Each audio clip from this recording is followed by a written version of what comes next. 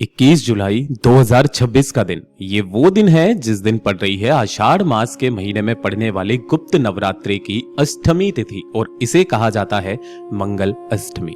पूज्य गुरुजी ने कहा, अगर किसी कारणवश आप मंदिर नहीं जा सकते, आप शिवालय नहीं जा सकते, आप शिव मंदिर में जाकर कोई उपाय कोई पूजा नहीं कर सकते हो, या तो समय को लेकर के हो या फिर किसी और कारण की वजह से, तब पूज्य गुरुजी ने एक विशेष उपाय बताया।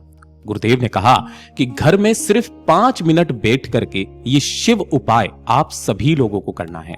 और यहां तक भी कहा कि इस आषाढ़ मास के महीने में पड़ने वाली जो गुप्त नवरात्रि की मंगल अष्टमी है, ये हर 3 वर्षों में एक बार पड़ती है और इस वाले उपाय को आप सभी लोगों को जरूर से करना है।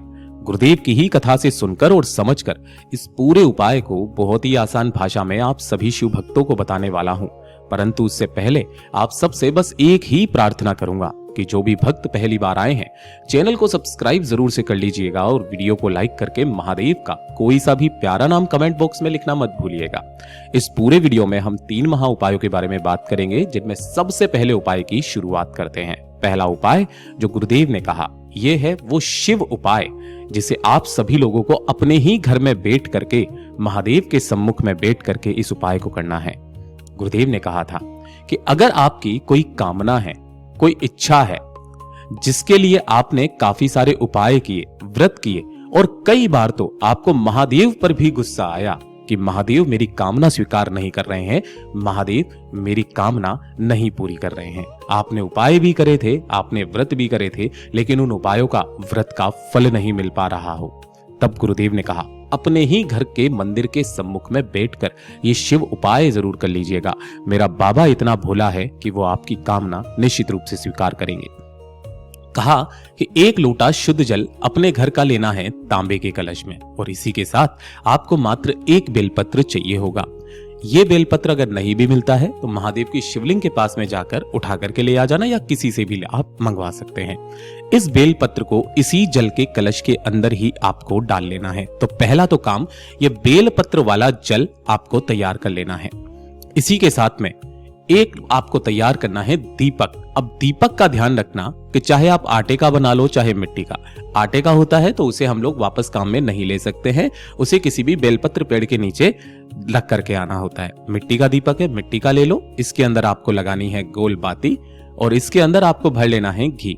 ठीक है, इसी तरीके से ये घी का दीपक तैयार करना, और जो 1 लोटा जल आपने लिया है जिसके अंदर बेलपत्र लिया है उसे लेकर के आपके घर का जो भी मंदिर है उसी मंदिर के सम्मुख में आपको सबसे पहले एक दीपक जो आपने लिया है उसे महादेव के सम्मुख में प्रज्वलित कर देना, जला देना। जला देने के पश्चात अपने ही सम्मुख में जो आपने एक कलश लिया है जिसके अंदर आपने एक बेलपत्र को डाला हुआ है, उसे भी आपको इसी स्थान पर इसी दीपक के सम्मुख में रख देना है। आसन लगा करके आपको महादेव के सम्मुख में मुख करके बैठ जाना है। यहीं बैठ करके पूज्य गुरुजी ने कहा महादेव का जो मंत्र आपको आता है, चाहे पंचाक्षरी मंत्र, षडाक्षरी मंत्र, रुद्र मंत्र, जो मंत्र आपको आता है उसी मंत्र का आपको 1 माला का जाप करना है। 1 माला का जाप मतलब 108 बार उस मंत्र का आपको जाप करना है। जैसे ही आपका वो जाप समाप्त हो जाए उसके पश्चात आपको अपने आसन से उठना है, आसन अपनी जगह पर रखना है। ये वाला जो कलश था दीपक को वहीं पर लगे रहने देना। इस कलश को यहां से उठाना है और उठा करके आपके घर में जो भी गमला हो, जो भी गमला, केवल एक गमले को छोड़कर जो होता है तुलसी माता का गमला, इस गमले को छोड़कर जो भी गमला है, चाहे बेलपत्र का हो चाहे किसी भी और पौधे का हो, उसी पौधे की नीचे की जो मिट्टी है उसी मिट्टी को आपको अपने ही हाथों की उंगलियों से ऊपर की तरफ उठाकर इस तरीके से एक लिंग की आकृति दे देनी है। इसे कहा जाता है पार्थिव शिवलिंग। कोई जरूरी नहीं है कि आप इसके लिए जलाधारी बनाएं, कोई जरूरी नहीं है कि आप यहां पर सर्प बनाएं, केवल आपको उस मिट्टी को इस तरीके से ऊपर उठा लेना है और ऊपर उठाने के पश्चात आपको इसी का पूजन करके जो आपने एक कलश लिया था उसी कलश में से बेल पत्र को निकालकर अपनी कामना कह करके इस पार्थिव शिवलिंग के ऊपर समर्पित करना है। समर्पित करके 2 मिनट के पश्चात जो 1 लोटा शुद्ध जल लिया है उसे श्री शिवाय नमस्तुभ्यम मंत्र का स्मरण करते हुए इसी बेल पत्र के ऊपर ऐसे समर्पित करना कि पार्थिव शिवलिंग का विसर्जन भी हो जाए। पूज्य गुरुजी ने कहा जब आप इस उपाय को करेंगे तो कौन से महादेव के नाम का स्मरण करेंगे? एकांतेश्वर महादेव। एकांतेश्वर महादेव के नाम से किया गया ये वो उपाय है महाराज कि जब आपने काफी सारे प्रण ले लिए हों, काफी सारे उपाय व्रत सब कुछ कर लिए हों और आपको उनका फल ना मिल रहा हो, तब एक बार एकांतेश्वर महादेव का स्मरण कीजिएगा, आपकी वो कामना जरूर पूरी होगी।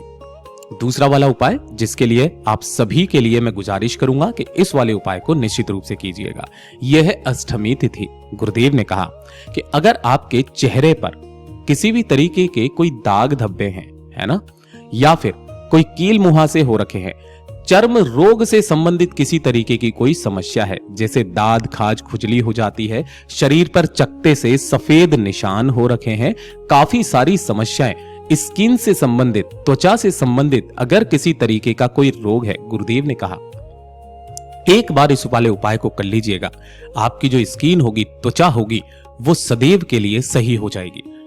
ये शिव महापुराण की कथा केवल आपके दुखों का नाश नहीं करती है, ये आपके उन सभी औषधियों की तरह भी काम करती है जो कि आपके मार्केट में मिलती है। ये खुद पूज्य गुरु जी के वचन है। शिव महापुराण ये आपकी जिंदगी भी बदलती है और ये आपके लिए औषधि का काम भी करती है। गुरुदेव ने इस उपाय को करने के लिए कहा तो कहा 1 लोटा शुद्ध जल अपने घर का तांबे के कलश में आपको लेना है। इसी के साथ आपको दोनों तरीके के चंदन लेने हैं। आपका पास में जो लाल चंदन है वो ले लीजिएगा, जो पीला चंदन है वो भी आपको लेना है, ठीक है। दोनों ही तरीके के चंदन, ध्यान रखना ओरिजिनल हो। लाल चंदन जो लकड़ी नुमा आता है, उसी लकड़ी को घिस करके चाहे थोड़ा सा चंदन निकले, उसी चंदन को आपको काम में लेना है। थोड़ा सा पीला चंदन नहीं भी मिलता है तो आप अष्टगंध काम में ले सकते हैं। इसी के साथ में 1 बेलपत्र, कंफ्यूज मत होना, अगर आपको नहीं मिलता है महादेव की शिवलिंग से उठा लेना, स्वच्छ जल से धोकर के काम में ले लेना। महादेव की शिवलिंग पर 100% कोई ना कोई बेलपत्र रखा होगा। इसे लेकर के आपको भोलेनाथ के मंदिर में ही जाना है, शिवलिंग के पास, आपको घर पर नहीं करना है। जैसे ही यहां पर पहुंचेंगे, शिवलिंग के पीछे की तरफ में आपको आसन लगा करके बैठना है। आपका मुख उत्तर दिशा की तरफ में हो जाएगा, ठीक है। सबसे पहले आपको करना क्या है, जो भी पूजा पाठ अर्चना आप करने आए हो वो करना। जो बेलपत्र आपने लिया है, नहीं मिलता है, बाबा की शिवलिंग से उठा लेना, पहले स्वच्छ जल से धो लेना। उसके पश्चात ये जो बीच वाली पत्ती है, इसके चिकने हिस्से की तरफ, देखिए 2 हिस्से होते हैं, एक तरफ खुरदरा होता है, वो पीछे का हिस्सा होता है। आपको आगे वाला हिस्सा जो चिकना हिस्सा है, उस चिकने हिस्से की तरफ बीच वाली पत्ती पर आपको लगाना है अच्छे से लाल चंदन। ध्यान रखना, उल्टा मत करना, इस पर लगाना है लाल चंदन। और जो ये नीचे वाली दोनों बेलपत्र की पत्तियां हैं, इन दोनों पर आपको लगाना है अच्छे से पीला चंदन। इस तरीके से इस पर भी पीला चंदन लगा देना और इस पर भी पीला चंदन लगा देना, ठीक है। इसे उठाना और उठा करके अपनी कामना कह करके महादेव की शिवलिंग पर नहीं, माता अशोक सुंदरी के स्थान पर ऐसे समर्पित करना कि डंडी जलाधारी की तरफ हो, बीच वाली पत्ती का भाग शिवलिंग की तरफ में हो। एक चीज का ध्यान रखना, जिधर आपने चंदन लगाया है वो माता अशोक सुंदरी के स्थान से स्पर्श होना चाहिए। इस तरीके से स्पर्श करा देने के पश्चात रख देना और दोनों हाथों में उस 1 लोटे शुद्ध जल को लेकर श्री शिवाय नमस्तुभ्यम मंत्र का स्मरण करते हुए समस्त जल को शिवलिंग पर समर्पित कर देना। जो भी जल जलाधारी से बहकर नीचे की तरफ आए, उस जल को जितना रोक सको उस जल को उसी वाले कलश के अंदर एकत्रित करना, रोकना। बाबा से निवेदन कामना करके बेलपत्र को वहीं रखे रहने देना, लेकिन इस वाले जल को लेकर अपने घर पर आना और घर पर आने के पश्चात दिन में 3 बार इसे उन स्थानों पर लगाना है जल को जिस स्थान पर भी आपके प्रॉब्लम हो रही है। पूज्य गुरुजी ने कहा कि आप आज के दिन से स्टार्ट करो और 5 सोमवार करके देख लो, आपके उस जगह पर सुधार आना शुरू हो जाएगा। ये शिव तत्व है। पूज्य गुरुजी का बहुत अद्भुत और अचूक उपाय है, जरूर से कर लीजिएगा। बात करते हैं हमारे तीसरे वाले उपाय की। तीसरा वाला उपाय खास करके उन लोगों के लिए है जिनके जीवन के दुख समाप्त नहीं हो रहे हैं, जिनके जीवन के कष्ट समाप्त नहीं हो रहे हैं, एक के बाद एक परेशानी जीवन में आती चली जा रही है और जो जिंदगी है वो तनाव युक्त हो चुकी है। तनाव मुक्त नहीं, तनाव युक्त हो चुकी है। अगर आप इसे तनाव मुक्त बनाना चाहते हैं, गुरुदेव ने केवल एक ही काम बताया कि अगर आपकी कोई कामना भी है ना, जिस कामना से आप करोगे आपकी वो समस्त मनोकामनाएं पूरी होगी। 1 बेलपत्र के साथ 1 लोटा शुद्ध जल, नहीं मिलता है महादेव की शिवलिंग से उठाना, धोकर के काम में लेना। इसे लेकर भोले बाबा के मंदिर में जाना है शिवलिंग के पास में। यहां पहुंचकर शिवलिंग के पीछे की तरफ आपको आसन लगा करके बैठना है, जिससे आपका मुख उत्तर दिशा की तरफ में होगा। सबसे पहले अपने दाहिने हाथ को आगे की तरफ में करना, 1 बेलपत्र इसके ऊपर रखना और उसी के ऊपर आपको 1 लोटा शुद्ध जल रख लेना है और दूसरे हाथ से इसके मुख को ढक देना है। यहीं बैठकर बाबा से निवेदन कामना करना है और 108 बार महादेव का जो मंत्र आपको आता है, शिव मंत्र जो आपको आता है, उसका जाप करना। नहीं भी आता है, श्री शिवाय नमस्तुभ्यम मंत्र का जाप करना।